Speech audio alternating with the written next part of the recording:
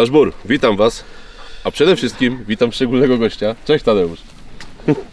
Gość szczególny, normalny gość. Ja chciałem serdecznie podziękować za zaproszenie. I za pamięci, ja Ci przepraszam, że przerywam, ale zaraz Cię do głosu oddam.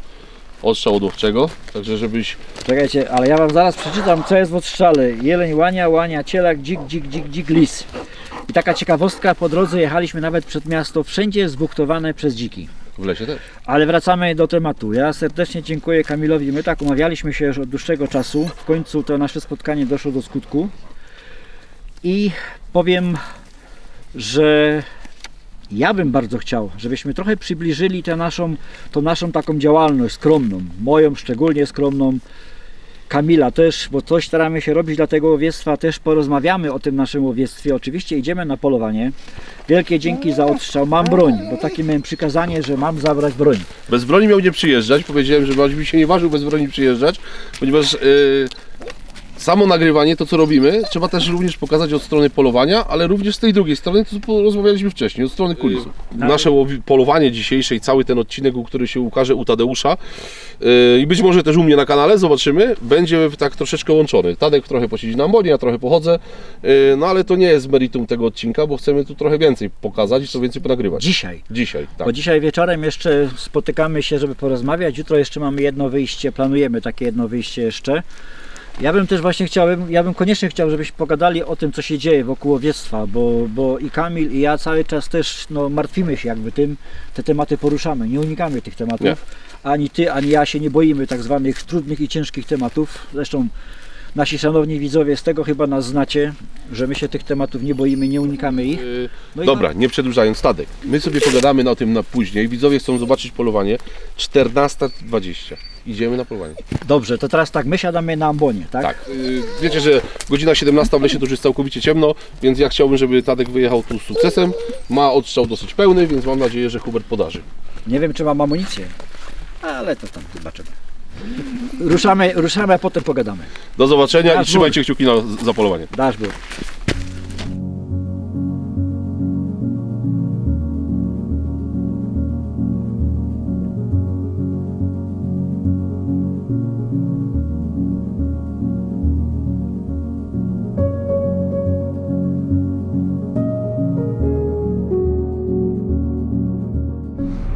Tadek zostaje, a my lecimy.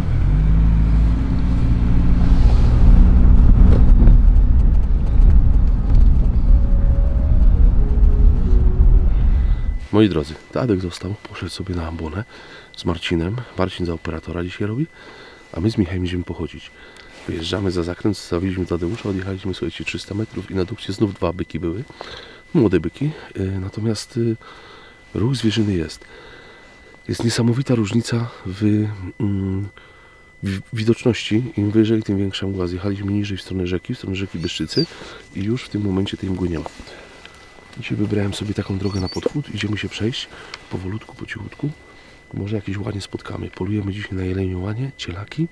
Polujemy na dziki. Sarny to przypadek jak spotkamy. Mamy prawdopodobnie i na drapieżniki. Także idziemy powolutku na podchód. Będziemy się rozglądać. Może już teraz jakieś jelenie spotkamy. Ruszamy.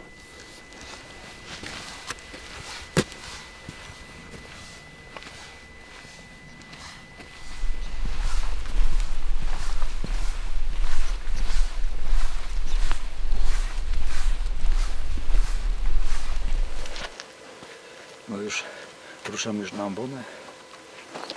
Jak słyszeliście, mam odstrzały na jelenie, na łanie, cielaki, dziki, lisy. Dzięki uprzejmości tutaj kolegów z koła Kamila. Także jeszcze raz dziękuję. No i zobaczymy. Łowiska naprawdę piękne. Warto było przyjechać. Zresztą ciekawe też są polowania, ale ciekawe też są rozmowy. Na to też się cieszę, ale to później wieczorem.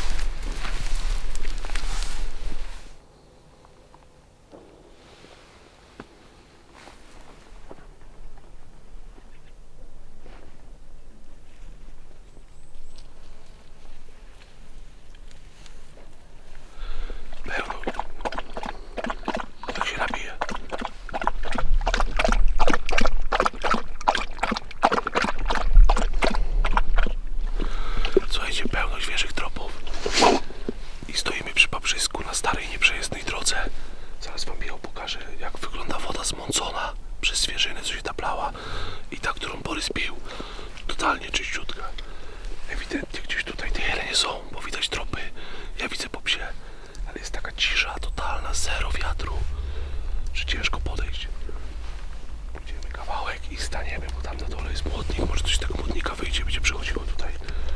Postoimy, zobaczymy.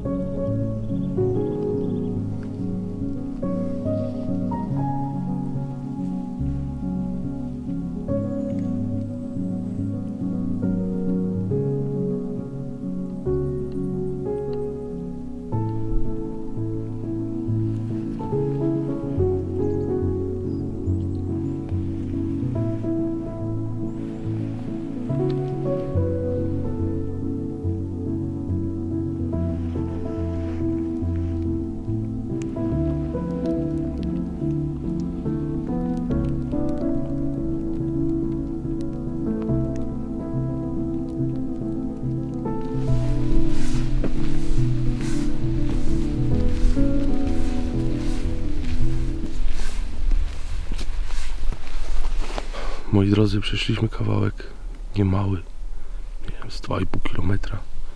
W jednym miejscu ewidentnie były jelenie, bo Borys był tak napięty, słuchajcie, przy tym wabrzysku. Były świeże tropy, były przejścia. Ale nic nie widzieliśmy, kompletnie. Wracamy do auta, robi się już szarówka. Do auta ponad 2 km. Nie wiem, co tam u tatka. Siedzą na ambonie. Może coś im tam wyszło na ten zrąb. Jedyne, co znaleźliśmy, to na środku drogi świeżą kupę wilka. I to wszystko. Jak się burę przechadzały tu, no to jest lipa. A tutaj jesteśmy w miejscu, gdzie te jelenie naprawdę są. To nie to, że ich tu nie ma. Przyjechaliśmy w teren, gdzie naprawdę te jelenie są. No i niestety. Cisza zupełna. Idziemy powolutku z powrotem drogą i będziemy szukać. Rozglądać się jeszcze, ale ciężka sprawa, widzę. Jakoś tak nie widać tego ruchu takiego. Nie wiem, czy ta pogoda, czy co. Nie mam pojęcia. Idziemy w dół. Tu przed nami duża uprawa. No i czekamy na jelenie.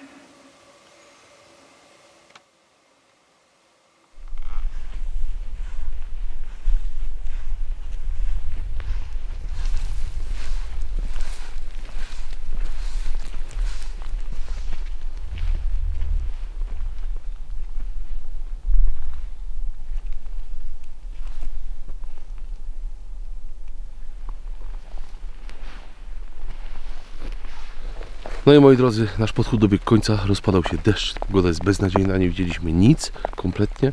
Na początku 2 byki, ale takie byczki powiedzmy, nie dało się tego nagrać. Ciekawe co u tatka, strzelać nie strzelał, bo bym słyszał strzał, ale może coś chociaż nagrał albo widział. W każdym bądź razie kończymy, pakuję Borysa, słuchajcie, bo coraz bardziej pada deszcz. No i co, ale to nie koniec polowania, bo rano wychodzimy znów. Mam nadzieję, że rano uda nam się coś upolować. Dobra, nie przedłużając, pakujemy sprzęt do auta i widzimy się chyba na imprezie u mnie w domu. Na imprezie, duże słowo, na spotkaniu. Moi drodzy, w związku z tym, że jesteśmy już po polowaniu, przygotowujemy się tutaj trójką. Jest Marcin, moi goście, Marcin i Tadeusz, do takiej dłuższej rozmowy. Tadek, o czym ta rozmowa będzie? To znaczy, pierwszy temat to będzie historia. Historia, ale historia Kamila. Ponieważ jest osobą medialną, tego się ukryć nie da i nikt temu nie zaprzeczy, no więc warto wiedzieć, tak samo jak ja zawsze pytałem autorów książek myśliwskich, nie? Bo każdy ma takie wyobrażenie, no to tylko wspomnienia łowieckie. My się skądś wywodzimy. Tak. Skądś żeśmy się wzięli. I dlatego poprosiłem tutaj Kamila, żeby powiedział trochę o sobie. Tak jak ja powiedziałem też wcześniej, że my jesteśmy z tych samych stron. Bardzo blisko, bo to są odległości rzędu 30-40 km, czyli żadne praktycznie. I my jesteśmy z tych samych stron, się wywodzimy. I każdy z nas miał jakąś swoją drogę do łowiectwa. Jedni wcześniej, drudzy później. I o tym opowiem ja o sobie, bo trochę pociągnę tatka za język, trochę pociągnę Marcina, chociaż na rozmowy tak Marcin nie jest tak jakoś tak siedzi sobie, nie wiem, jakiś taki smutny jest. Ja lubię słuchać mądrych ludzi. Ale ja tu widzę, że tu macie tą wodę rozmowną. Właśnie, Tadek. I my tutaj, korzystając z okazji, no to z Marcinem tutaj się... Zdrowie naszych widzów. Tak, zdrowie naszych widzów przede wszystkim. A ja tradycyjnie herbatę. Tak jest. I zapraszamy na naszą pogadankę, nie tylko o mojej historii, ale również strącimy trochę... Czyli zapraszamy na kanał Sudeckie Ostoi i Spotkałem Myśliwych. A to, że czasami materiał się powtórzy, to nie ma żadnego znaczenia, bo każdy z nas ma jakby swoich widzów, ale mamy też widzów wspólnych i każdy z nas postara się coś do tego dodać, myślę. Oczywiście. I moi drodzy, widzimy się na jutrzejszym wyjściu. Jutro z Tadeuszem spróbujemy znów zapolować. Mogę Wam już zdradzić, że jeżeli będzie odrobina szczęścia i święty Hubert tam paluszek zamoczy, to będziemy Tadek polować na Białystopie. Patrzyłem na meteo i ma być śnieg. Bo tu jest dosyć wysoko. Na ile my wjeżdżamy? 600, ponad 600. No to już trochę jest, bo mnie w uszach Marcinowi też zaczęło szumieć. Czyli my, górale nizinni tak zwani, bo Ty się już przystosowałeś. Bo Ty też byłeś górale nizinny, ale Ty się już przystosowałeś. Także trzymamy kciuki za pogodę i jutro może uda się zapolować na Białystopie. Polujemy jutro na jelenie, będziemy na... Nie będę Wam mówił, także musicie oglądać odcinek, ponieważ będziemy polowali na 2 kamery znów. Marcin za operatora, Tadeusz jest myśliwym i będzie polował, a ze mną pójdzie człowiek, który stoi za kamerą, czyli Michał. A tu jego herbata stoi. O. Nasz bór. Witamy Was na kolejnym wyjściu. Pozwolę sobie Tadziu zacząć dalszą część odcinka. Prawo gospodarza. Przywilej. Tak, powiedzmy. Słuchajcie, jesteśmy na drodze, która nazywa się... Na mapach też znajdziecie taką nazwę, która nazywa się Wieczność. Jest to środek, taka droga, która przebiega jakby przez środek obwodu mojego. Jest bardzo prosta. Ona nigdzie nie skręca. No i się ciągnie kilka kilometrów. I przyjechaliśmy na szczyt. No i mamy taką niespodziankę. Nie, Tadek? Patrzcie. Słuchajcie, jest biała stopa. Będziemy polowali po śniegu. W nocy spadł śnieg. Ja uważam, że pierwszy śnieg nie jest dobry, bo ta zwierzyna z reguły przy pierwszym śniegu jest taka trochę nieswojo się czuje. Ale widoczność jest mega poprawiona, chociaż mamy mgłę. No ale co? Takiej okazji nie skorzystać, żeby zapolować na jelenie po Białystopie, no to byłby grzech. Także rozchodzimy się po tej drodze. Tadeusz pójdzie z Marcinem tam z tyłu. Oni sobie pójdą w jedną stronę, w stronę miejscowości powiedzmy Huta, a my pójdziemy w stronę miejscowości Pokrzywno. No i będziemy polować z podchodu. Wiem tyle, że idziemy do pierwszej zwyżki po prawej stronie, skręcamy w lewo, mijamy szlaban i tam będą dziki. No to słuchaj, to już do tej dziki, to sam dopowiedziałeś. Nadzieja jest zawsze dobra, nie? Tak. A my sobie będziemy z Michałem szli w drugą stronę, więc spróbujemy jakąś zwierzynę Wam pokazać. No zobaczymy. Widzę, że ta mgła trochę ustaje, więc nie jest źle. Aha. A powiedz jeszcze sobie, bo zawsze to musimy dopowiedzieć, jakie to jest koło tutaj, gdzie na terenie jakiego koła my jesteśmy? My jesteśmy na terenie koła Głuszec. Mówiliśmy na początku, koło Głuszec, Polenica-Zdrój. Przypominamy. Tak, obwód numer 357. Taki nasz koronny. Tutaj mamy najwięcej zwierząt. Zdecydowanie najwięcej. Obwód sklasyfikowany jako obwód leśny. Typowo leśny. Tak, no, sam las. Także no ruszamy na taki fajny podchód, bo ja już też wczoraj Kamila prosiłem, ja wiem, że nie chce siedzieć na młonie. Wolałbym jeszcze tym bardziej w takiej aurze. Tak, nie ma problemu. Mówię, chcesz pochodzić, to możesz od razu mówić, to byśmy chodzili. To jest też obwód taki, który nawiązując do tego, ja tutaj nagrałem praktycznie większość swoich polowań z rykowiska i tak dalej, to nagrywam właśnie tutaj, na tym obwodzie. Się wcale nie dziwię, bo jest tak pięknie naprawdę, jak zresztą spróbujemy pokazać, jak się trochę rozjaśni, bo takie tryby nocne, jak teraz nagrywamy, to nigdy nie oddają tej atmosfery, tego jak to tu wszystko wygląda. A jeszcze takie pytanie, co to jest ponowa? No jak to jest ponowa? No to jest świeży śnieg, no co mamy ponownie? Mylisz się, to jest ponowny opad śniegu. Tak? Takie było pytanie, to nie jest żart, było takie pytanie dla adepta sztuki łowieckiej na egzaminie, nie? I tak autentycznie odpowiedział, co to jest ponowa, kolego? No ponowa to jest ponowny opad śniegu, a to jest logiczne. No tak. No, także mamy ponowę, przepiękna aura. Wczoraj żeśmy pogadali, były nocne Polaków rozmowy. Dzisiaj zobaczymy, no jest typowe polowanie, potem jeszcze chyba do domku pojedziemy, tak? Tak, tutaj mamy domek myśliwski. Też on u mnie na kanale się pojawił, tam często z dzieciakami jeżdżę, tam sobie To pamiętam, tam że się nawet spali chyba. Tak. Tam targałeś nawet chyba kładem jelenia, czy coś takiego było. Tak. To wszystko było tutaj na tym obwodzie. Natomiast na dole mamy do tego domku, no ze 3 km sobie zjedziemy po polowaniu już tam na domek i tam coś ponagrywamy. Nowości i powiemy trochę o zmianach, które wprawie nastąpiły, to tam musicie poczekać do jakby, no to zrobimy, to już Tadek będzie montował, to nie wiem. To Marcin powie o tym też, a jeszcze powiedz o tej zwierzynie, bo to tak nie jest, że tu są tylko lasy, bo tu macie pola i łąki. Nie? Tak, my stoimy na samym szczycie, jesteśmy na samej górze, natomiast po mojej prawej ręce na dole stąd jakiś kilometr zaczynają się łąki. Za łąkami są pola, no i tutaj jest ten ciąg tej zwierzyny, że ona wraca. To jest jakby część jedyna tego obwodu, gdzie mamy pola, to jest właśnie po prawej stronie, a po lewej to już tam do samej granicy państwa to już jest sam las. Tam już nie ma nic innego, tylko sam las. Do samej A słuchaj, a stąd do granicy ile jest mniej więcej? W linii prostej z 15 km. No, czyli taki rzucik beretem. Może większy. 15 przesadziłem, tak jakby no, z 10 powiedzmy, z 10 km. Trzeba by zobaczyć na mapie, ale jadąc autem, no to trzeba 20 minut dobre jechać, to minimum przez las. To co, będziemy powoli ruszać, bo się zaczyna rozwidniać, także kroczek za kroczkiem, chociaż jeszcze ta widoczność taka jest, taka sobie, nie? Tak, coś by już można było strzelić, tylko ja to zawsze mówię swoim widzom. Mówię, słuchajcie, strzelić to można, ale nagrać to ciężko. Bo No jeszcze to, nie widać. no ja właśnie mówię, ja zawsze patrzę pod tym kątem, nie? Tak. Że to jest... Ale ruszamy, Ruszamy. zobaczymy co ten tutaj sudecki bór nam zdarzy. Dokładnie, później podjedziemy tam jeszcze na koniec, sobie pokażemy na Twoim kanale i pokażę Tobie też figurę takiego, my to nazywamy chłopek, to jest strażnik wieczności, strażnik tej drogi, figura poniemiecka, kamienna, wielka, zrobimy sobie przy niej zdjęcie, więc to mamy na końcu tej drogi. Ich było więcej, tych strażników, natomiast zostali oczywiście zniszczeni. Tak? No każde łowisko ma jakąś ciekawostkę, nie? Tak. Które warto pokazywać. No i ruszamy. Dasz bór, połamania. Dasz bór.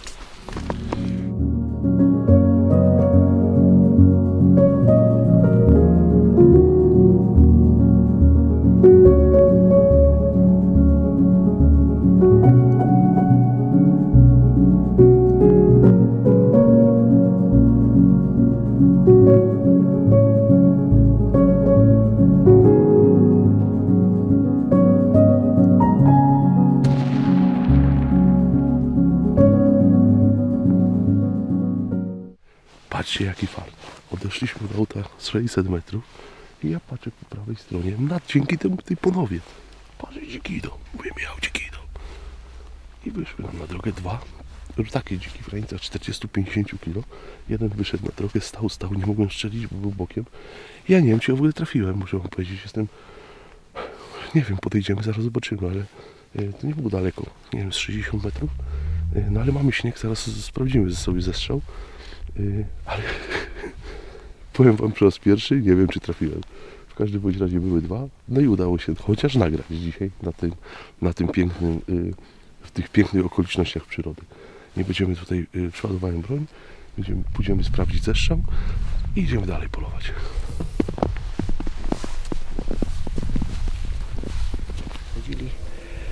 Był strzał i się okazało, Kamil strzela do dzika. No przeszli dosłownie 100 metrów i już miał dzika, ale to nie jest tak, że Kamil poszedł tam, gdzie wiedział, gdzie jest dzik, tylko on tu znał łowiska doskonale i nam dał wybór. Pytał się, gdzie ja chcę iść. Mówię, to ja mogę iść tu, gdzie nas skierujesz. No on poszedł w drugą stronę i za chwilę gdzieś tam miał dzika, czy dziki, bo dokładnie nie wiem. I za chwilę padł strzał, ale jak z nami rozmawiał, jeszcze mówi, jeszcze nie podchodził, także myśmy też się nie wracali, no bo polujemy jeszcze przynajmniej z 2 godziny. Robimy cały czas podchód. Na razie po tej białej stopie jedno przejście dzików było. Chyba z 2-3 dziki przeszły.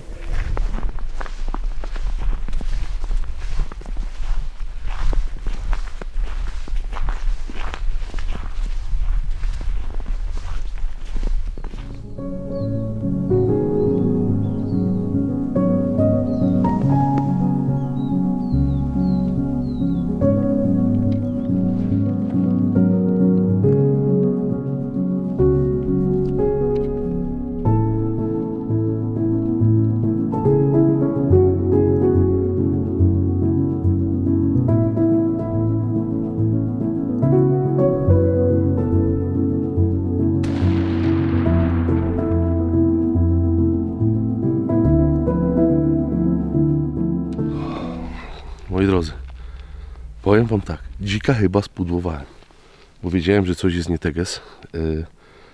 Pójdziemy to jeszcze oczywiście sprawdzić, bo jeszcze była taka szarówka, nie chciałem deptać, Borysa nie wziąłem, oczywiście jak na złość. Idziemy sobie powoli z Michałem, patrzę, łania i byk, pojedyncza łania z bykiem. Nie miała cielaka, była jedna sama. Byk był, nie wiem jaki, nawet nie zwróciłem uwagi kompletnie, ale widzieliśmy je po lewej stronie na lesie i przechodziły na prawo. Łania wyszła, zatrzymałem się na drodze, mieliśmy pięknie, bo nie strzelaliśmy prosto po drodze, tylko jak widzicie, ja jestem z prawej strony, więc ta kula sobie elegancko zeszła na lewą stronę. No i strzelałem do łani. Idziemy sprawdzić. Tu chyba uważam, że dostała, było widać rakietę, więc myślę, że łania powinna leżeć. Natomiast ten dzik mi nie daje spokoju. No za bardzo chciałem, słuchajcie, wyszliśmy tylko z samochodu i za bardzo chciałem, żeby żeby coś strzelić statkiem, tak? Tatka też wysłałem w dobre miejsce. No nie wiem, no bardzo mocno chciałem, niestety się chyba nie udało, więc w każdym bądź razie idziemy sprawdzić tą łanię. Wydaje się, że chyba powinna dostać, ale sprawdzimy. I dystans tutaj do dzika to było 60 metrów, a to było dobre ze 140. Nie wiem, co to się porobiło, że ja nie mogłem, że ja tego dzika, no 90% że go spudłowałem, ale to sprawdzimy.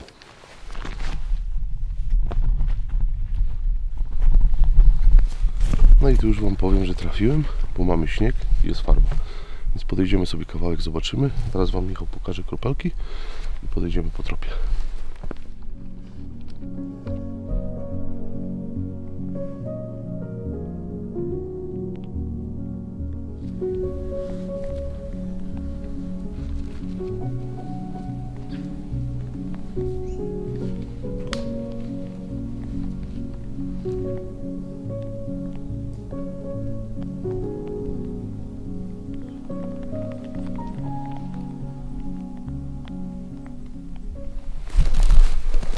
Moi drodzy, łania jest, tak, musicie mi na razie uwierzyć na słowo, nie będziemy Wam pokazywać, czekamy na tatka, więc my sobie wracamy do drogi i pójdziemy z powrotem tego dzika sprawdzić, bo powiem Wam, że jestem w lekkim szoku, bo ta łania to odeszła od miejsca strzału ze 150 metrów, strzelona na komorę czystą, łopatki są niehaczone, dlatego ona tak daleko poszła. Natomiast no to mi cały czas daje do myślenia z tym dzikiem, więc na spokojnie pójdziemy z powrotem i będziemy patrzeć, co się dzieje. A łania jest. No i musicie przyznać, że biała stopa to biała stopa. Ja to się cieszę jak Indianin lusterkiem, słuchajcie, z tego śniegu, jak wyjechaliśmy tylko, dojeżdżaliśmy do lasu, jeszcze mieliśmy kawałeczek, no to patrzę do Michała, już jesteśmy tak w połowie drogi, słuchajcie, wyjazdowo, patrzę, mówię, patrz śnieg, ty, śnieg jest, nie? Już wyjechaliśmy do lasu, więcej, jesteśmy na szczycie, mgła opadła, no rewelacja. Także tak by to wyglądało. My polujemy dalej, wracamy, idziemy tam, gdzie strzelaliśmy do dzika, wracamy tą samą drogą, no i patrzymy, oczywiście zwierzyna tu może jeszcze przechodzić. Moi drodzy, my sobie tak spacerujemy i chciałem, żebyście zwrócili uwagę na jedną rzecz. 10 godzin temu byliśmy tu z Michałem w tym lesie. No to nie, 2 drogi niżej. Lał deszcz, była kiepska pogoda, widzieliście. Praktycznie jelenie tylko widzieliśmy z samochodu, jak jechaliśmy. Dzisiaj przyjeżdżamy, jest śnieg. No po prostu rewelacja. Chciałbym, żebyście zwrócili uwagę jeszcze, jak to jest moja taka podpowiedź dla młodych myśliwych. Jeżeli polujecie z podchodu tak jak my, to starajcie się iść duktem albo jedną stroną, albo drugą. Nigdy nie idźcie środkiem. Bo zobaczcie nawet przykład tej łani, którą strzelaliśmy wcześniej. Wyszła, myśmy stali jeden za drugim. My mamy utrudnione zadanie z Michałem, bo nas jest 2. Natomiast ona stała i nas do końca nie widziała. Ona wyszła, wiedziała, że coś jest, nie wiedziała dokładnie co i patrzyła. Można było spokojnie zobaczyć, popatrzeć, że nie ma cielaka, że to nie jest licówka, że tam była tylko łania i byk i oddaliśmy strzał, tak? Strzał skuteczny. Natomiast jeżeli byście podchodzili środkiem drogi, no to jest bez sensu. Zawsze się trzeba trzymać jednej strony, a jak idziecie z kimś, ze stażystą, z kandydatem, z żoną, nieważne czy żona idzie z mężem, to idźcie sobie jeden za drugim, a nigdy jeden obok drugiego. Idziemy dalej, słuchajcie, mam nadzieję, że jeszcze coś spotkamy. Jeszcze do auta mamy z 1,5 kilometra, ale aż mi się nie chce iść do tego auta. Jest taka piękna pogoda, sypie śnieg, no po prostu jest rewelacja. Idziemy dalej.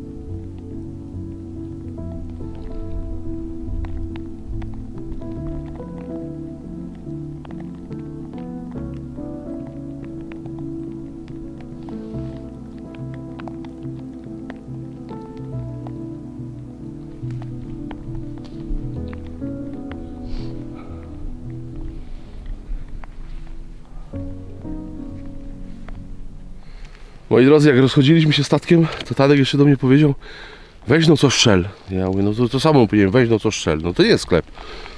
I uszliśmy od tego auta, nie wiem, 400 metrów mam do samochodu. Była ta watacha, no 2 dziki były, tak? I tak bardzo chciałem, ale tak bardzo chciałem, że zepsułem. No niestety tak to bywa. Fajnie, że udało się to nagrać. Obszedłem wszystko. Słuchajcie, cały ze śniegu jestem. Nie ma kropli farby, nie ma nic. Ślady oczywiście widać, jest śnieg. Przeszedłem jakieś 150 metrów. Te dziki jeden za drugim szły. Ani jeden drugiego nie odbił. Trop jest jeden. Poszły sobie gdzieś. No i tyle. No co mam poradzić? No, bywa i tak, że się pudłuje, no to jest normalne.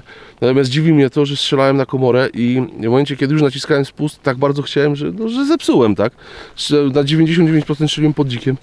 No trudno, no bywa i tak. Farby nie było, to nie był dystans. Słuchajcie, no nie wiem ile to było. 60 metrów? Więcej nie było jak 60 metrów. 50?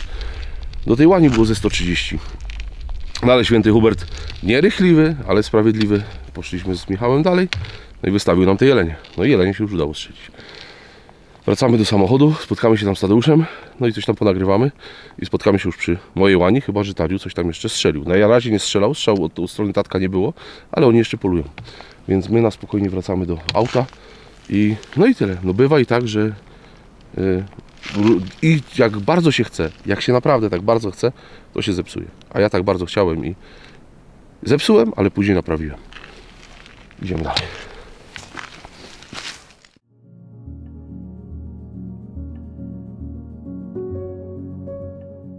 Moi drodzy, jest z nami już kolega Tadeusz, tutaj z drugą kamerą. Tadziu. Dashboard. I jesteśmy przy łani, którą udało mi się upolować. Popatrzyłem już w zęby, naprawdę stara łania. Zęby wytarte, można powiedzieć, że łania w III klasie wieku. I dla mnie najważniejsze jest to, co wam zaraz tutaj pokażę. Michała poproszę, żeby przyszedł z tej strony. Zobaczcie sami. Grzęzy są totalnie suche. Łania jest nieprowadząca. I wyciągając taką łanię z łowiska, polując na jelenie, powodujecie to, że to jest łania, która nie prowadzi potomstwa, to potomstwo nie zostaje samo i wyciągacie prawidłową łanię, tak? No nie będę was czarował, tu nie było z czego wybierać, była łania i był byk, tak? Wybrałem łanię, ponieważ nie widziałem nic więcej, wiedziałem, że cielaka nie ma, więc oddałem strzał i łania, że tak powiem, przeszła jakieś, no trochę ponad 100 metrów, po strzale czysto komorowym i jest. Teraz ciężka praca, czekamy jeszcze na kolegę Marcina, który już idzie, już jest z 50 metrów. Ja łanię wypatroszę i będziemy ją wyciągać. Szlakiem zrywkowym wyciągniemy sobie na szlak i szlakiem do drogi.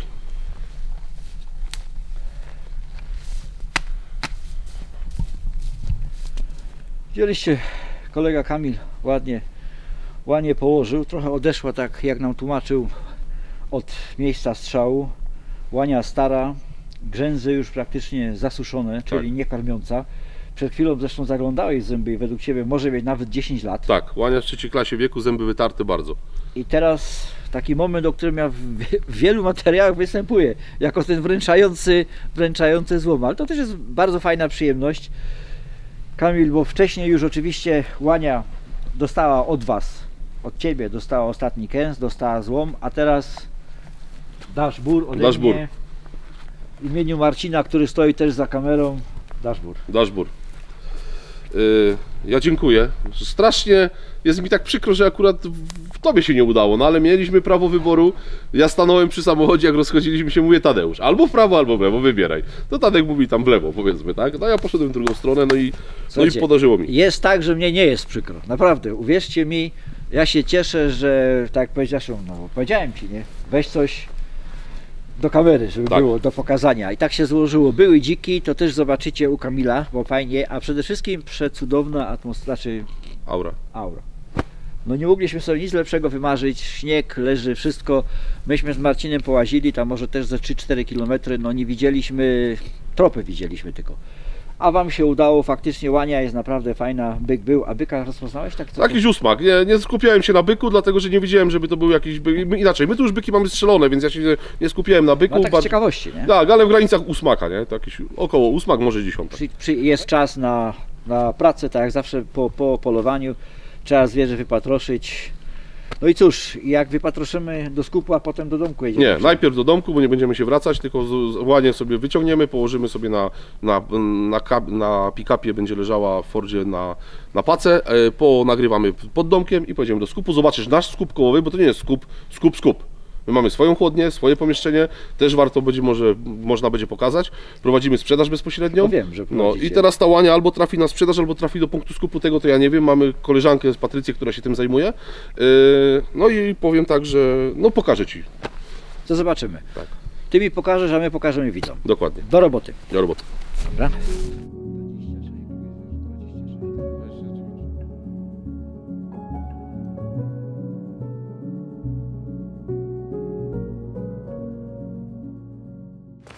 Moi drodzy, korzystając z okazji, że przyjechał Marcin, a na rynek wchodzą nowości, no to czujemy się zobowiązani, przede wszystkim no ja i Marcin, żeby Wam te nowości pokazać, tak naprawdę teraz, żebyście mogli je zobaczyć.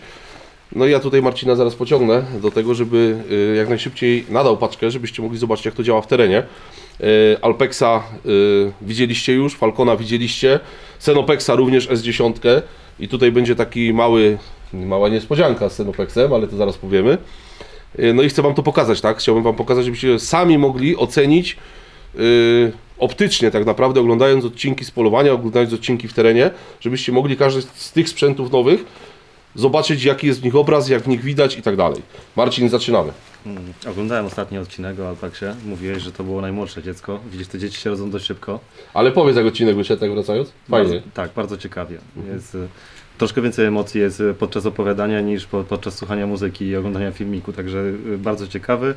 Można też się coś ciekawego, oprócz tego, że się dowiedzieć, to też nauczyć, tak? Dla młodych adeptów, jak strzelać, nie strzelać, kulochwyt, zabudowania, na co uważać. Także jest to też moment, gdzie można przekazać wiedzę. Jeżeli chodzi o temat nowości, to jest HIG Micro, model mamy Cheetah, będą tego różne wersje, 850, 940, czyli 2 iluminatory do wyboru i to jeszcze wszystko z wariantami dalmierze. Obudowa jest nam znana, obudowa jest zapożyczona z Panthera, dalmierz będzie umiejscowiony obok iluminatora, także mamy to, co ja lubię najbardziej, czyli kompaktowe celowniki. Ty lubisz celowniki w kształcie lunety klasycznej, czyli Alpexa. Dla mnie to jest idealne rozwiązanie. Małe, kompaktowe, z dalmierzem. Akumulator 18650. I to jest bardzo ważne. Słuchajcie, ja na przykład sobie to cenię, że akumulatory na przykład w Falconie jest ten akumulator wymienny. Jeżeli macie akumulator wbudowany, jak Wam się sprzęt rozładuje, to jest koniec, tak? A tutaj macie drugi akumulator w kieszeni, wymieniacie i polujecie dalej. Tak, Falcon wymienne akumulatory, tu wymienne akumulatory. Alpex jest taką hybrydą, bo ma 2 wbudowane akumulatory, a trzeci możemy sobie robić wspomaganie dodatkowym akumulatorkiem, gdyby nam się rzeczywiście zapomniało, nie było czasu sobie naładować. Co dalej ciekawego? Iluminatory wbudowane, mamy obsługę tutaj nie joystickiem, tylko pokrętełkiem, tak samo jak było to w Pantherze. Najciekawsze jest to, że ten celownik możemy w bardzo prosty sposób przerobić na nasadkę odprzodową i kupując tylko te elementy, bo on może być kupiony jako nasadka, ale możemy kupić celownik, dokupić do niego tutaj specjalny adapter, który go przekształci do nasadki i pierścień montażowy do lunety. Także kupując celownik możemy sobie te urządzenie przekształcić w nakładkę, kupując nakładkę możemy sobie przekształcić w celownik, dokupując taki okular. To wszystko jest dostępne jako części, możemy sobie dokupić, więc użytkownik sam decyduje, czy chce sobie zamontować to jako nakładkę, czy jako celownik. Dokręcamy wtedy montaż pod spodem. Urządzenie uniwersalne. Zobacz sobie. Tak, waga jest lekka. Waga. Mało tego, moi drodzy, będzie to jedna z tańszych nasadek odprzodowych, bo ją będziemy zakładać od strony obiektywu, tak? Tu będzie założona od przodu. No słuchaj, no a powiedz inaczej, kiedy to będzie w sprzedaży? Już jest w drodze, także to jest kwestia tygodnia lub 2 tygodni. Myślę, że zanim się ukaże ten materiał, to urządzenie będzie już w sprzedaży. To znaczy, powiem tak, oczywiście dostępny na stronie sudeckostoja.com, także tam możecie wchodzić. Zakładka Noctowizja. Michał tu jest obok, zaraz będzie dodawał na stronę, więc w każdym bądź razie zapraszamy nie tylko po to urządzenie, ale te, które są tutaj obok nas również. Tak, a co ciekawego, jeżeli chodzi o parametry techniczne urządzenia, jest małe powiększenie optyczne. To co lubię, dzięki najlepsze. temu mamy duże pole widzenia, to co lubisz. Druga rzecz, matryca jest bardzo światłoczuła, możemy sobie obserwować bez iluminatora, z iluminatorem, a możemy również obserwować w trybie kolorowym w nocy. Ja testowałem u siebie to urządzenie, wychodzę przed dom, w trybie kolorowym patrzę, zielone łąki, trawa, drzewa, normalnie w kolorze widzisz obraz w nocy, pod warunkiem oczywiście jakiegoś szczątkowego światła, czyli półksiężyca, lekka pełnia, ale okiem nie zauważysz tego, w urządzeniu widać wszystko idealnie. Także tutaj jest to takie ciekawe urządzenie pod tym względem, że bardzo dobrze sobie radzi przy świetle zmierzchowym. Wiele osób narzeka na iluminatory, na wiązki, na to, że trzeba to nosić. Tutaj ten iluminator jest stosunkowo niewielki, także widzimy, że nie potrzebuje też tego światła dużo to urządzenie. No, czyli jednocześnie mówiąc, dla Was widzów najlepszym będzie, jak zamontuję to po prostu na swojej broni, pójdę w teren i zobaczycie, więc jak tylko będą dostępne, poproszę Marcina o jedną sztukę testową, zrobimy z tego 1, 2, 3 odcinki, żebyście mogli porównać i mieć taki obraz wizualny. Dobrze, dalej. Dalej mamy coś ciekawego, co mi się podoba. Tak, tutaj mamy urządzenie, to jest nowość akurat od Parda, seria DS35. Jest to celownik noktowizyjny, występujący aż w 16 wariantach, ale myślę, że wybierzemy około 4 takich najrozsądniejszych wariantów, dlatego że mamy w tym celowniku różne obiektywy, różne średnice obiektywów. Każdy wariant to jest 850, 940, każdy wariant to jest z dalmierzem i bez dalmierza, więc tutaj robi się... Przerwę jeszcze, słuchajcie, to jest pierwszy noktowizor w kształcie lunety z dalmierzem. To jest naprawdę ważne, bo Alpex jest świetnym celownikiem, ale dalmierza nie ma. Myślę, że wkrótce już będzie, bo już mamy do Stellarów dalmierze, z tym, że one połączone są przez Bluetooth i są zamontowane na obejmie tej z boku. Także to nie jest tak kompaktowe jak dalmierz w tym urządzeniu. To jest, ja to nazywam hybrydą, to tak naprawdę, bo Part połączył ten klasyczny design z kompaktowością. Bo w innym wypadku te dalmierze, zaraz zresztą pokażemy, jak by musiały wyglądać, jakie są wielkości i gabaretów i gdzie by musiały być zamontowane. Tutaj mamy mały iluminator, więc problem latarki zamontowanej z boku, która waży tam 200 czy 300 gram, jest wyeliminowany.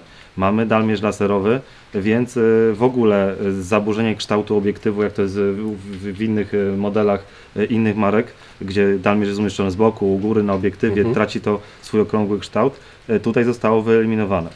Prawdopodobnie wyjdą też wersje, które będą w ogóle pozbawione i dalmierzy, i iluminatorów, czyli będą mogły zostać zaadaptowane przez użytkownika już dowolnie. Tak? Co tutaj mamy ciekawego? Urządzenie jest najlżejsze w swojej klasie. To urządzenie z dalmierzem, z iluminatorem, z akumulatorem waży poniżej 700 gram. No to jest zdecydowanie najlżejsze. Jeżeli mówisz z akumulatorem, dalmierz i iluminator to jest... Tak, mamy tutaj jakieś 300, 400, nawet w niektórych modelach 500 gram przewagi względem konkurencji. Co dalej? Malutki tutaj panel obsługi przycisków, zasilanie, jeden akumulator 18650, bardzo szybko możemy sobie to wymienić. Luneta jest bardzo podobna tymi gabaretami tych pokrętełek do klasycznej lunety, także nie ma tutaj przesadzonych ogromnych pokręteł.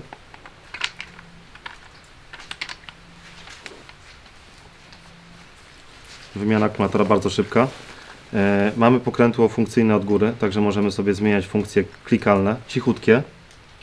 Zobacz, nic nie słychać. Kolejna nowość. Mamy wysuwany, tutaj jak w klasycznej lunecie, pokrętu regulacji ostrości obrazu, ale ekran jest po pierwsze okrągły, co jest nowością w Pardzie. Po drugie, nie jest to takie klasyczna regulacja dioptrii jak w innych modelach, że przekręcisz pół obrotu i krzyż się rozmazuje. Tutaj masz możliwość regulacji długości lunety, tak żeby dostosować sobie do oka, a przy okazji regulacji ostrości. Zobacz, co tutaj się dzieje. Ja widzę właśnie, ile się wysuwa. To jest jeszcze nic. Ja jeszcze dobrze widzę przy tej długości, a przy dużej wadzie wzroku można to wysunąć aż tyle. Także to jest około 5 cm regulacji do tego, żeby ten skład był poprawny. Montujesz na obejmy, systemnie sobie wyostrzasz ten obraz, a tutaj masz jeszcze możliwość, żeby sobie komfortowo to wszystko doregulować. Oczywiście muszla oczna jest odkręcalna, także jak ktoś nie lubi muszli ocznej, może sobie tego normalnie używać. Bez tej muszli. Ja nie chcę się tutaj wypowiadać, tylko nie wiem, kiedy ja znajdę czas, żeby cały ten sprzęt przetestować, wziąć go do łowiska, ponieważ najlepiej się go testuje w trakcie polowania. No i Wy widzicie wtedy jakość tego. Znaczy najpierw HIG, później pewnie Part, no i na końcu to, co mnie najbardziej interesuje, bo ja jestem w tej marce i może nie w marce, źle powiedziałem, w jakości obrazu termowizyjnego poległem, się zakochałem, więc weźmy to moje urządzenie, które... Tak, jeszcze tylko chciałbym wspomnieć o dwóch rzeczach. Kolejna rzecz, klapka. Klapka ma dziurkę, przez którą możemy obserwować w dzień. Jeżeli jest słoneczny dzień, mamy możliwość sobie tutaj odsłonić, przysłonić. Także jest to dodatkowa nowa funkcja w tym modelu. Kolejna rzecz, regulacja ostrości obrazu tutaj jest tą wajchą, więc nie musimy kręcić całym obiektywem, co wydaje się być dużo bardziej komfortowe. Kolejna nowość, masz regulację kąta padania wiązki iluminatora. Popuszczasz sobie zewnętrzny pierścień i on działa jak uchwyt kulisty, możesz sobie skierować wtedy doskonale wiązkę na środek ekranu, dokręcasz, przy czym dalej zostało zachowane skupienie i rozproszenie iluminatora, czyli te podstawowe funkcje, żeby zwiększyć zasięg, rozproszyć, skupić, zostały zachowane. Urządzenie posiada też kalkulator balistyczny, także to co znasz z modeli NV008S zostało zachowane. Kalkulator na podstawie informacji z dalmierza mierzy odległość, wylicza sobie balistykę, wskazuje na krzyżu punkt, który powinien być punktem trafienia. Także tyle o tym urządzeniu. Czy możemy powiedzieć jeszcze o cenie tego urządzenia, znasz cenę tego urządzenia, czy jeszcze nie będziemy mówić? Około 5,5 tysiąca. Około 5,5 tysiąca. Nowe modele są w cenie tych, które aktualnie są kompaktowych, także tutaj mamy ceny zbliżone.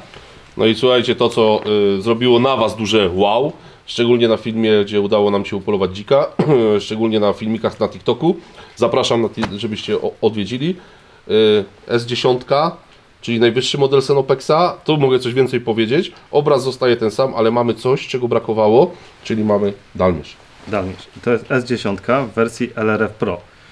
Dlaczego LRF Pro? Dlatego, że na mój wniosek producent wyprodukował dwie wersje. Pierwsza wersja jest z takim dalmierzem, jak mamy w Pardzie, czyli malutkim, okrągłym dalmierzem, który tam ponad kilometr mierzy odległość. Z tym, że precyzja tego dalmierza na takich dystansach dość dużych, przy małych obiektach, no, jest taka wątpliwa. Mniejsza. Tak? Jeżeli mierzysz dystans na przykład na 800 czy 1000 metrów do ściany lasu, to ta precyzja jest. Ale jeżeli mierzysz na przykład na 800 metrów do dzika, to wiązka lasera już jest na tyle duża, że ciężko tego dzika utrzymać wiązkę lasera na tym dziku. Dlatego też jest wersja LRF Pro i tutaj został zastosowany już wysokiej klasy dalmierz, który ma też zastosowanie militarne. I tutaj jest 1200 metrów certyfikowanego pomiaru dokładnego z miejscem po przecinku. Oczywiście jakiś tam margines pomiarowy jest, w każdym dalmierzu jest to przewidywane około powiedzmy 1%, ale urządzenie wskazuje z miejscem po przecinku dystans do celu. Ja patrzyłem przez noktowizor specjalnie zobaczyć jaka jest różnica. Wiązka lasera jest dużo bardziej skupiona, jest mniejsza, jest bardziej precyzyjna. Także tutaj jeżeli ustawimy sobie dokładnie ten dalmierz, to naprawdę jest z niego wielki użytek. Możemy sobie zmierzyć dystans do 1200 metrów w zupełnej ciemności i mieć pewność, że ten dystans jest poprawny. Ja powiem inaczej, termo przekłamuje, o tym dobrze wiecie, większość z Was powinna o tym wiedzieć i ja sam się na tym łapałem, że osobiście dalmierz w termowizorze jest naprawdę wskazany. W Nokto nie jest tak potrzebny jak w termo, mimo że ktoś zna teren i tak dalej. Ja mam takie obwody, zresztą oglądacie filmy, że te pola są duże i czasami trzeba po prostu no, wiedzieć na jakim dystansie się strzela. Mi to ułatwia, słuchajcie, strzelam do dzika w nocy, zmierzyłem do dzika dystans, przykładowo było 140 metrów, schodzę z ambony, odwracam się, mierzę do ambony, aha, 110, czyli on jest jeszcze gdzieś dalej, szczególnie jak się strzela w zbożu, bo wtedy mniej więcej wiesz gdzie, tak? I ja uważam, że dalmierz jest tutaj naprawdę potrzebny, no i teraz już się nie mogę doczekać, kiedy sobie to poskręcam na lasera i pojadę do lasu. I wreszcie można nagrywać filmiki urządzeniem i cały czas mieć dystans do celu, bo tak. Tak często są jakieś takie komentarze, że na pewno było bliżej, na pewno było dalej, a skąd wiesz jaka jest odległość. Dokładnie. Więc tutaj masz od razu materiał, bo pomiar jest dynamiczny, także prowadząc sobie nawet dzika na odchodne, masz co sekundę wynik na ekranie, jaki jest dystans do celu, także w każdej chwili będzie pomiar odległości, jest taki malutki czerwony kwadracik, wyświetla się tym czerwonym kwadracikiem, nanosimy na miejsce, gdzie chcemy dokonać pomiaru i pomiar wyświetla się na ekranie na dole, także jest to bardzo fajna opcja dla Ciebie, żeby ponagrywać sobie. Mówiłeś o przekłamaniu, o tym, że się nie czuje dystansu. Nie czuje się dystansu z urządzenia, które ma powiększenie razy 2, tak. A co dopiero z urządzenia, które ma powiększenie 5,5. Dokładnie. Odpalasz urządzenie, dziki wyglądają, że są pod lufą, a tam jest 150 metrów. Robisz powiększenie razy 2, masz już 11, no są dalej pod lufą, tak? Razy 4, no i tak dochodzisz do 44, a dziki są na kilometr. I powiem inaczej, dla mnie osobiście, no ja już na pewno Cenopexa sobie założę, ja naprawdę, no sami ocenialiście odcinki, był gdzie Marcin strzelił dzika ze swojego Cenopexa, gdzie nagrywaliśmy materiał, gdzie ja strzeliłem, no robi robotę no niesamowitą. No to teraz coś złego. Dlaczego to jest takie brzydkie i dlaczego ten dalmierz jest tak daleko odsunięty? No niestety konstrukcja urządzenia jest taka, że jak jest obiektyw duży, to dalmierz, żeby działał, musi być wysunięty poza, No to logiczne poza jest obudowę. tutaj. Oczywiście, Także tak. nie da się tego zrobić w inny sposób, tak to musi wyglądać. Musimy zaakceptować to, w jaki sposób urządzenie wygląda. Z rzeczy ciekawych montaże do blazera obniżyliśmy, także po tych komentarzach, że wygląda to na blazerze brzydko, pokażę Ci później kolejną wersję naszego montażu, adaptera. Wydaje mi się, że teraz będzie wyglądał dużo lepiej. Jak zamontuję, to sam powiem. Ewentualnie mam swojego, mogę Ci zostawić, już przystrzelany na blazera. No to już dogadani jesteśmy. No to co? O nowościach trochę było. Jeżeli szukacie sprzętu, wchodźcie na naszą stronę sudeckaostoja.com, tam znajdziecie wszystko. No Michał teraz będzie siedział i sprzęt nowy dokładał na stronę. To może jeszcze słowem o Falconach, bo wiem, że testowałeś, ja dzisiaj też nagrywałem z Falcona. Jaki teraz masz model? FQ50. Czyli najwyższy, ten którym dzisiaj nagrywałem. No podczas polowania chodziliśmy po lesie, powiększenie tam jest coś koło niecałe 3, chyba 2,8 z tego co pamiętam. 3,3. 3,3. 3,3 powiększenie, no wystarczające tutaj tak na lesie, nie jest za duże, nie jest za małe, mogłoby być mniejsze, tak. Ale z drugiej strony, no jeżeli ktoś ma taki, tylko tak jak tutaj byśmy polowali w tym obwodzie, no to może jest to rzeczywiście troszkę powiększenie zbyt duże między tymi drzewami, ale jeżeli byśmy wyjrzeli na pola, no to to powiększenie 3,3 jest takie, wydaje mi się, optymalne. Najpopularniejsze urządzenia z obiektywami 35 i rozdzielczością 388 na 244, czy tam pod podobnymi rozdzielczościami, bo to mniej więcej te producenci mają podobne te rozdzielczości, mają powiększenia około właśnie 3,3 do 3,5 i są to najpopularniejsze urządzenia i w stosunku jakości do ceny i te powiększenie jest optymalne, bo jak za małe powiększenie dostajemy za mało detali, za duże powiększenie dostajemy dużo detali, dostajemy małe pole widzenia, tak. Także trzeba też sprzęt dobrać sobie do łowiska, do własnych potrzeb, zobaczyć coś u kolegi, czy tak jest dobrze, czy niedobrze, no bo jeżeli weźmiemy sobie urządzenie, tak jak teraz dzisiaj chodziliśmy po lesie z powiększeniem 4,8, no to jest nieporozumienie. No to każde drzewo nam zasłania już tak. 1/3 ekranu. Więc czym mniejsze powiększenie na lesie, tym lepiej. Z rzeczy ciekawych planujemy wprowadzić urządzenia, które będą miały zmienną ogniskową. Coś w stylu na przykład urządzenia z obiektywem 50, przekręcasz sobie obiektyw, masz przełączenie na obiektyw 25 i powiększenie 2,5. Czyli masz kompromis na lesie, bo dostajesz duże pole widzenia i małe powiększenie. Na pole wyjeżdżasz, podkręcasz sobie, dostajesz dobrą jakość obrazu, robisz sobie zoom na polu i to będą urządzenia, które będą niewiele droższe, także myślę, że właśnie dla takich mieszanych łowisk, gdzie ktoś raz poluje na lesie, raz podchodu, raz z ambony i ma otwartą przestrzeń na jakieś tam kilometry, myślę, że to będzie taki ciekawy kompromis. No to słuchajcie, ja czekam na przesyłki, czekam na sprzęt i no i co? No i w las, pokazywać, nagrywać. A wy czekajcie na kolejne testy i Tak opinie. jest, dokładnie. Dziękuję bardzo, Dashboard. Do zobaczenia i dashboard. Ja Cię tu dyskretnie obgaduję, ale pozytywnie. Bardzo mnie to cieszy. Jak widzicie, już wszystko załadowane. Tak jest. Cała nasza ekipa. Marcin, chodź tu jeszcze, bo żegnamy łowisko. Zobaczycie, Kamil pokaże, bo miał miał dziki i nie wstydzi się tego, że spudłował, bo tak to jest. No tak to jest, niestety. Za bardzo chciał, a ja byłem naprawdę zszokowany, bo ledwo żeśmy się rozeszli, za chwilę był łup, nie? I dzwonią do mnie, co oni mają robić? Mają wracać. Ja mówię, jak wracać? Dopiero żeśmy się rozeszli. Także naprawdę przepiękne polowanie. Aura nam dopisała, bo ja tak bardzo często narzekam, w Bieszczady szczególnie jadę, to albo leje, albo jakieś burze, a tu się stał cud. Tak. Nagle został ten las pomalowany na biało. No i jeszcze te zdjęcia, bo Michał tu pokazywał oczywiście to, co nagrał, nie? Czyli są pokazane dziki, no wiadomo jak wygląda czarny dzik na białym tle. Tak. Chociaż to jeszcze chyba na nocnym nagrywałeś. Tak, tak. Było jeszcze ciemno. Tak. No a potem łania to już w ogóle wzorcowo, bo wylazła, stanęła.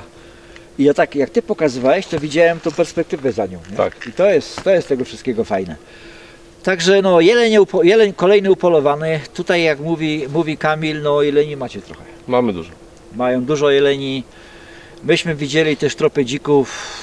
Polowanie bardzo udane. I Tadeusz trzeba dodać jeszcze, bo ci przerwę, że widzieliście tropy dzików po waszych tropach. Wyście przeszli i wracaliście dziki. Myśmy przeszli, dziki przeszły po nas. Tak, dziki nas puściły przodem. Tak. Nie? Ja już do Michała mówię, przecież ja nie wytrzymię w domu przy tym śniegu. Mówię, tu trzeba dzisiaj jeść i jechać z powrotem, przyjechać do domu. To jest przepięknie, ale słuchajcie, dlatego no, trzeba mieć łowieckie szczęście, tak jak ma Kamil, ale umiejętności przede wszystkim, bo to szczęście szczęściem. Trzeba mieć też umiejętności, no ale też okoliczności. Bo rzadko się zdarza, żeby no tak łowisko było i zasobne i piękne, nie? Tak. O to chodzi. Bo my mamy na przykład, my mamy też mnóstwo jelenia, może porównywane ilości jak tutaj, tylko że wszędzie chałupy, nie? Wszędzie są płoty, u nas naprawdę strach strzelić, gdziekolwiek. a tu jest przestrzeń.